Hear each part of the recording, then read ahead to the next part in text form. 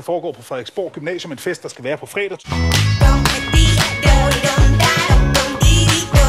Først jer to. Skår en sut og vind en kasse øl. En sut er en første gear, og tredje gearne skal score dem. Hvad er det her går ud på? I bliver nødt til at forklare os det.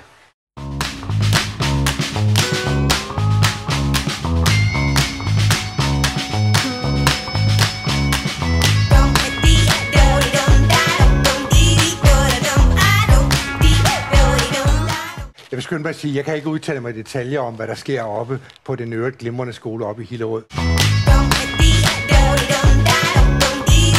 Og jeg kan huske, at der blev lavet hadelister, og nogen blev overhældt med sildelage. Og man kan jo ikke forhindre, at nogle af dem måske bliver glade for hinanden, giver hinanden et kram og et kys.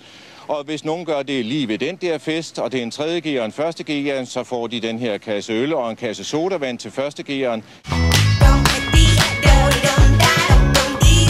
Når du tager en grøn trøje på, så er det, du indbyder måske lidt mere til en snak. Er der samme regler for drenge og piger i det her? Ja, det er fuldstændig samme regler. Det kan lige så godt være en pige, der scorer en dreng, som en dreng, der scorer en pige. Og det er stort set på samme måde, man bliver rullet i havregryn og hældt honning på, og hvad det ellers sker. Niels og Johan, er I for vilde?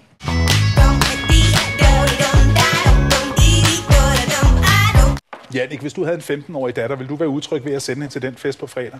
Jeg vil personligt ikke bryde mig om det.